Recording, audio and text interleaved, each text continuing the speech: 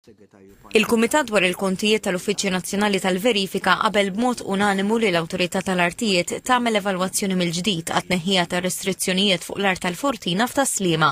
L-istima trid tiġi ppreżentata lill-Kumitat fi żmien xahrejn.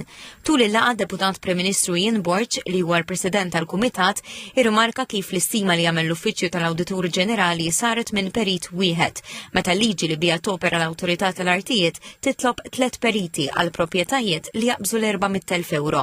L-Awditur Kit Merċi għamel l-Uffiċċju tal-Awditur ikkonferma li l-istima saret minn perit wieħed, iżda qal li huwa mexa skont il-liġi tal-NAO li ma titlobx 3 periti.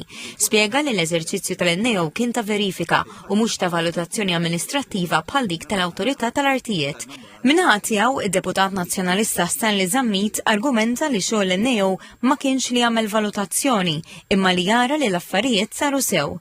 Ian Borg wieġeb li għalhekk l-Awtorità kellha tagħmel stima ġdida biex il-Parlament ikun jista' jassigura jekk il-prezz imħallas kienx ġust u jekk ma kienx il-Gvern jirkupra dak dovut lill-poplu.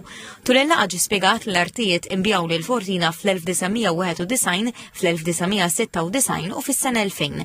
Żied jingħad li l-fidi ta' tneħħija ta' restrizzjonijiet sar fl-2019 bi ħlas ta' 8.1 miljun €. Dan skont stima ta' 3 periti mill-Awtorità tal-Artijiet. Madankollu l-investigazzjoni tal-Awditur Ġenerali sabet li kienet teżisti stima oħra ta' madwar 18 miljun € li ma kienx ikkunsidrata fil-proċess parlamentari għax qal li nħbiet mill-ex-chairman tal-Bord tal-Gvernaturi tal-Awtorità ta' dak iż-żmien li mħallef Lino Farrugia Sacco illum mejjed. Fil-laqgħa ta' tnejn id-Deputat Nazzjonalista Ryan Kallus qal li l-Oppożizzjoni taqbel li ssir analiżi ġdida, iżda saħaq li l-istimi kollha, inkluż dik tal-Awditur, għandhom jiġu kkunsidrati.